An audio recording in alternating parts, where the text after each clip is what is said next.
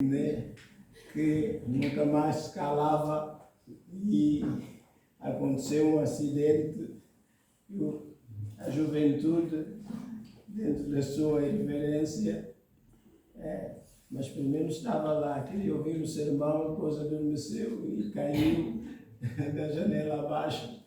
Não queremos que ninguém caia de janela abaixo. Mas, meus irmãos, não é como se faz nas universidades a última aula do professor. Nós não somos professores, não temos categoria para isso, embora a Bíblia diga que é pastores e mestres. Mas sentimos que tínhamos que partilhar uma palavra com os irmãos, com a igreja,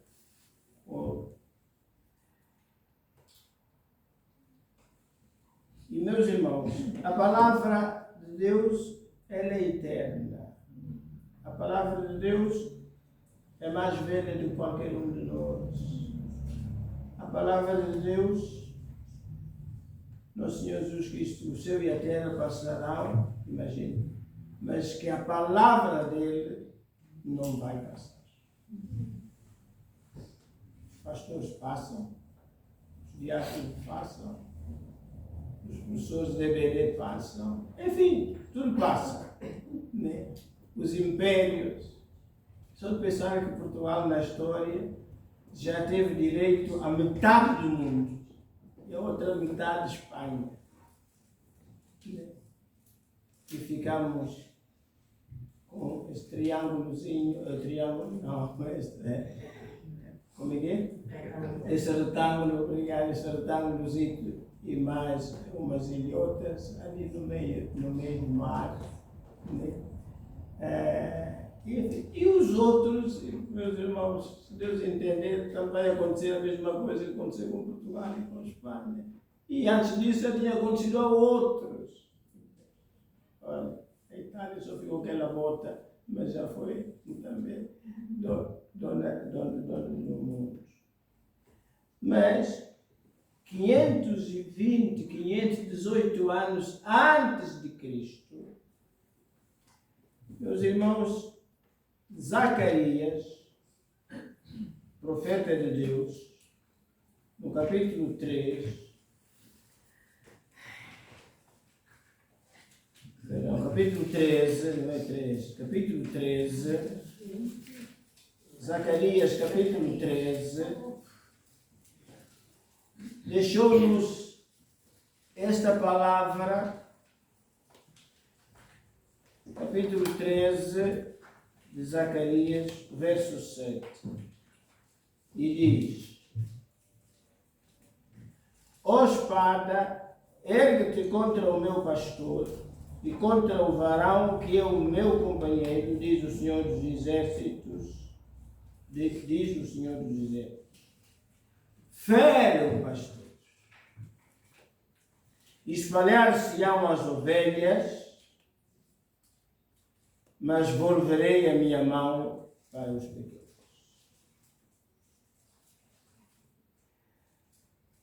Cerca de 560 anos depois, isto é, no ano 50, ano 60, Mateus, o Levi, o cobrador de imposto para depois discípulo de Jesus Cristo, em Mateus capítulo 26, volta a falar do mesmo assunto. Desta vez, isto é, de ferir o pastor e espalhar as ovelhas, o rebanho, espalhar o rebanho. Mateus 26, o verso 31. Então Jesus lhes disse: todos vós esta noite vos escandalizareis em mim, porque está escrito: ferirei o pastor e as ovelhas do rebanho se dispersarão. Nosso Senhor Jesus Cristo volta quase 600 anos atrás e lembra ao seu povo, particularmente os seus discípulos, o que escreveu Zacarias. Ferirei o pastor, e a consequência é que as ovelhas se dispersarão.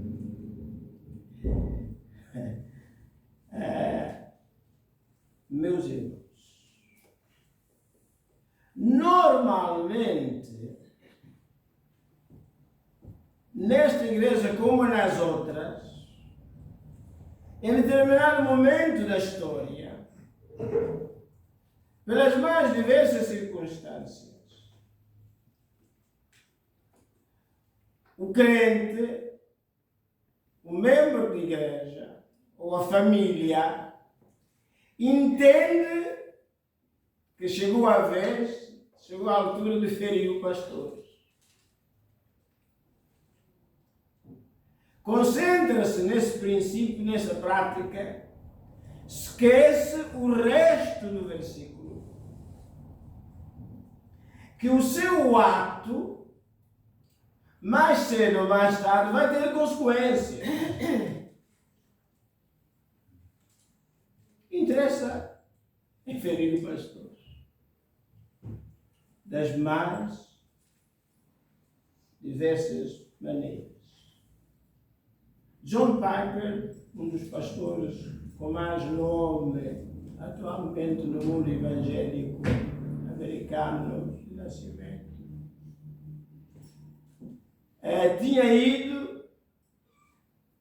tinha umas férias a cruzar.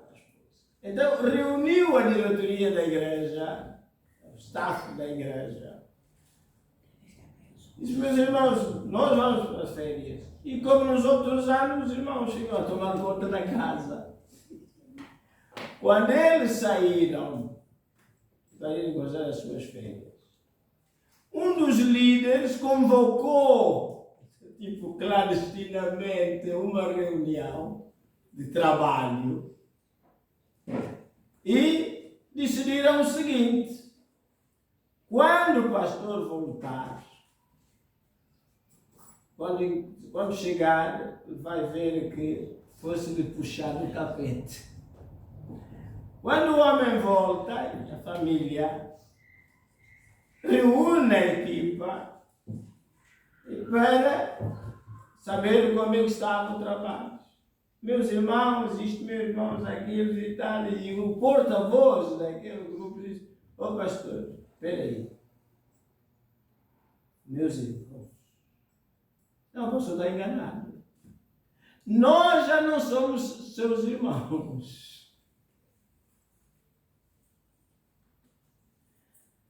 250 de nós dissemos não à continuação do irmão como nosso pastor. E o homem disse: mas peraí, como é que é isso? É isto mesmo.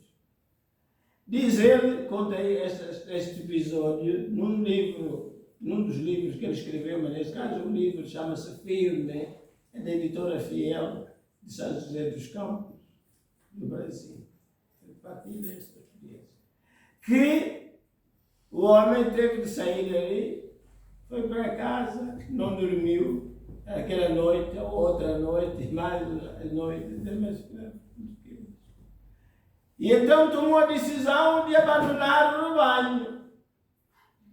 Mas ele luta com Deus, vais aonde? Não. Vais ter de continuar. Eu não vou assinar, digamos, a ordem de marcha. Isso foi duro para ele gerir aqueles dias. E então, diz: ô Senhor, então, se eles querem que eu vá embora, por que ele ficar? Bem, não temos tempo. A verdade é que o homem não saiu. Parte daqueles 250, hoje era um, também é outro, vieram ter com o pastor, cada um por sua vez. que refletiram melhor, que se precipitaram, que tomaram decisão que não deviam ter tomado e que queriam que o pastor ficasse. Ele aposentou-se há pouco tempo. Não daquela vez é que eu. Portanto, meus irmãos, ferir o pastor é quase normal, infelizmente. Quase normal. É impossível haver um ministério pastoral em que o pastor não tenha sido tocado no corpo. Meus irmãos, Paulo dedica o capítulo 11 de 2 Coríntios a contar um pouco das feridas que foram provocadas durante o seu ministério. Podemos dizer, mas ele não devia ter partilhado, mas partilhou. Para aviso nosso. E, meus irmãos, nós estamos a falar do ar. Este pastor, como os demais, também teve de passá-las. Teve de passá-las. Lembro uma vez, os irmãos estavam em casa. E um irmão ligou-me, queria falar comigo. Saí de casa, fui ter com esse irmão. E disse o que tinha que dizer, e eu limitei-me a ficar calado, a olhar para aquilo que o irmão dizia. Como eu não reagi, como eu não respondi nada, esse irmão levantou-se da mesa, e enquanto ia sair da mesa, voltou para trás, apontou com o dedo e diz assim: aí se diz a alguém o que aconteceu aqui, a tua vida está desgraçada. E eu limitei-me a partilhar com a equipa que trabalhava comigo isso. Mas isso é ferir o pastor. E a pessoa ficou, não sei como é que ficou, não tem capacidade de avaliar o interior dessa pessoa. Meus irmãos, coisas que acontecem no ministério pastoral. Lembro uma vez, nunca fiz um funeral daquele gênero. Um dos nossos irmãos da fé estava hospitalizado. Visitava-o e depois, às tantas, o seu estado ia piorando. Lembro-me a última vez que o visitei, esse nosso irmão disse: pastor, entra, fecha a porta, tenho uma coisa a contar. E eu fechei a porta, sentei-me ao pé dele e eu não sei se vou sair vivo daqui, mas tenho que contar isto ao pastor. O meu filho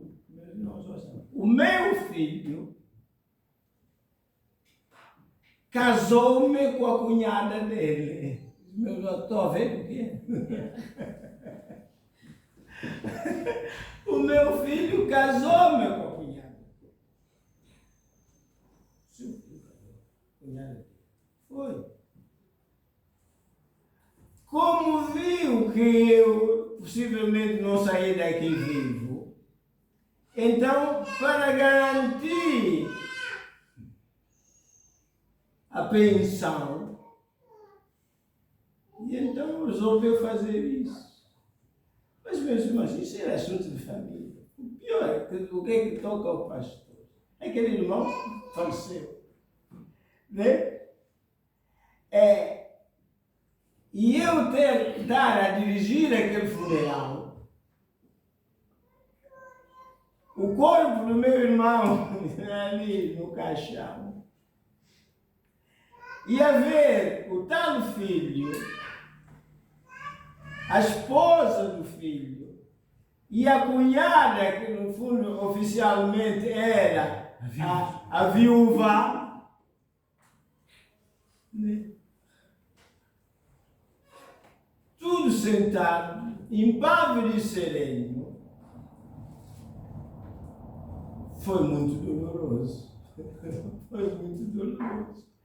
E meus irmãos, e eu estava ali a pensar, meu Deus, eu não podia fazer nada.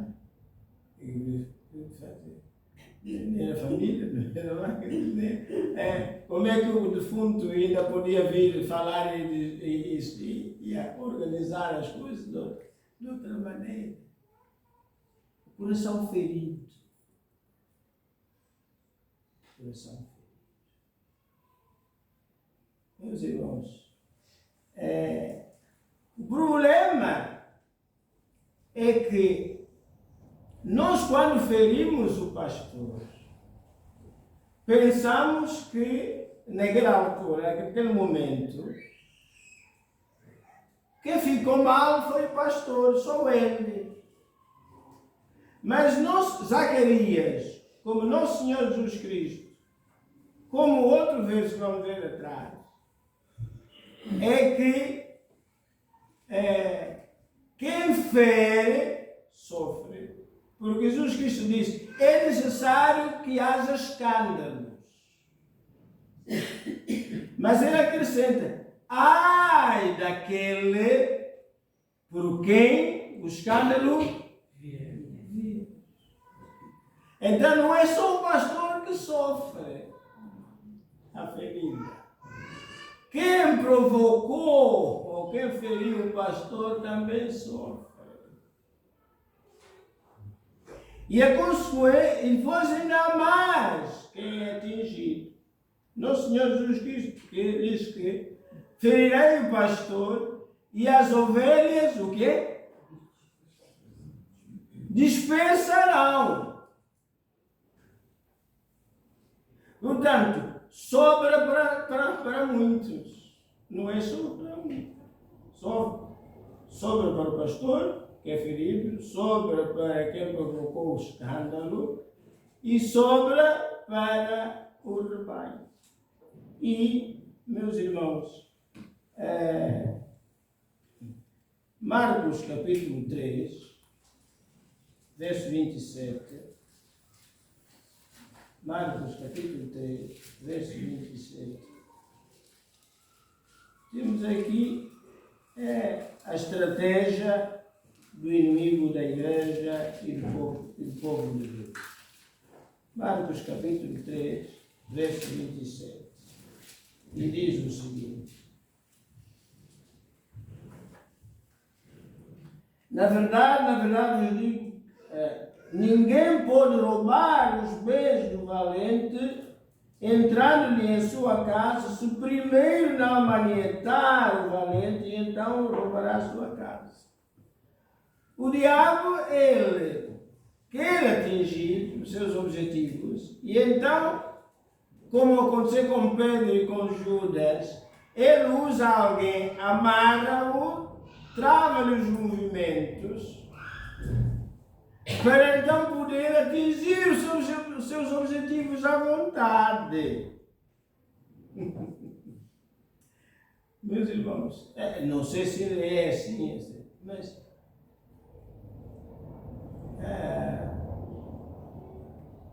este pastor,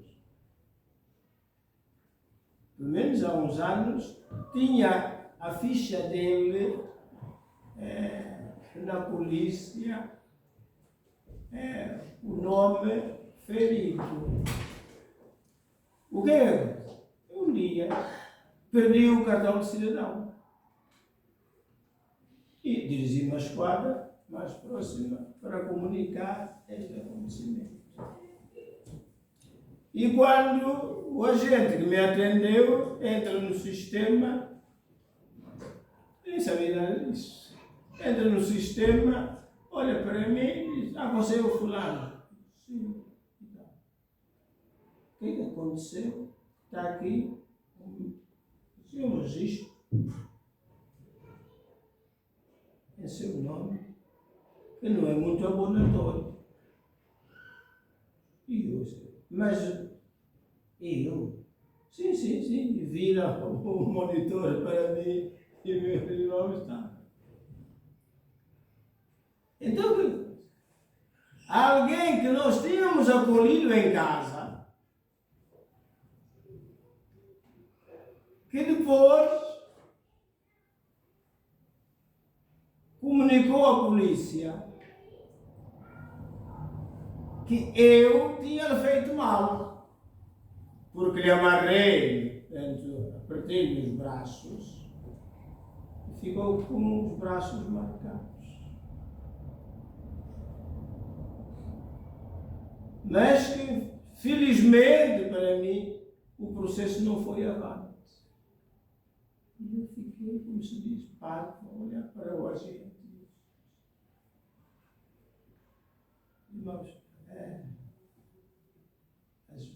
às vezes a função do pastor, nós abrimos a casa para acolher alguém, tem os riscos, pois. Felizmente, que aquilo não foi à frente. O diabo quer roubar, e estamos, meus irmãos, a terminar. Hebreus 13, lembrar que ao ferir o pastor, meus irmãos, fere-se o pastor, quem o fere, tanto Jesus Cristo, ai daquele, mas também há consequências para o rebanho. E Hebreus capítulo 13, verso 17. E a carta aos Hebreus, meus irmãos, é escrita volta do ano 60 depois de Cristo. Hebreus 13, 17.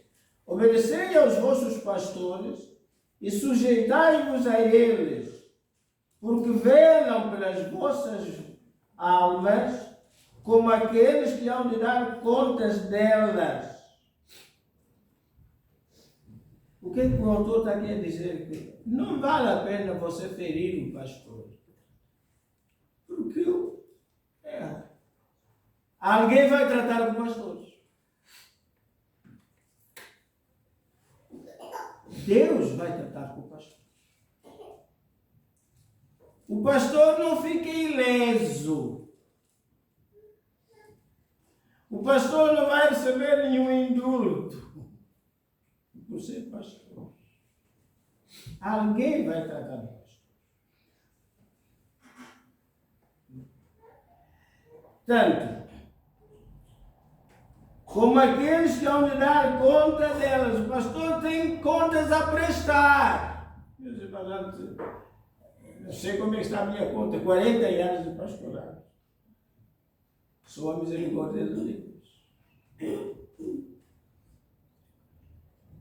Não precisa de ser ferido muito mais. Porque Deus vai tratar dele. Deus vai tratar dele. Não tem desconto. Deus vai tratar. Mas, a última parte diz, para que o façam com alegria. Ai, meus irmãos. Ai, não. A igreja que tiver um pastor que não faça o trabalho com alegria. Por causa das feridas. Que seja por outros motivos que não seja por causa das feridas que eu apliquei ao pastor. Para que o façam com alegria e não gemendo. Deve haver por este mundo fora, meus irmãos pastores, que andam torcidos por causa das dores que lhes são aplicadas pela igreja. Para que não gemam, porque isto, agora aqui está, meus irmãos, não é bom para o rebanho. Mas quando a ovelha se diz ao pastor e fere o pastor, pensa que ele hoje ouviu as boas. Eu fiz isto e mais aquilo. Tudo bem. Mas, e já pensaste no rebanho? Qual o efeito disto? Meus irmãos, eles têm um outro pastor. O conselho, baseado na palavra de Deus, que antes de dizer qualquer coisa, antes de fazer qualquer coisa, pense nas consequências que isto pode ter para o rebanho. Pense nas consequências que irá ter. Porque, não gemendo, porque isso não vos seria útil. Não vai ser útil para o rebanho. Não vai ser útil. Então, não vale a pena formar a equipa dos que vão ferir o pastor. Porque o chefe da equipa vai sofrer. A equipa toda vai sofrer. E nós queremos ter uma igreja saudável. Que glorifique a Deus. Que louva ao Senhor. E que funciona de acordo com a palavra de Deus. Esse é o nosso desejo. Obedecei aos vossos pastores, sujeitai-vos a eles, porque velam para as vossas almas, como aqueles que hão de dar conta delas, para que o façam com alegria, não gemendo. Porque isto não vos seria útil. Que Deus nos abençoe.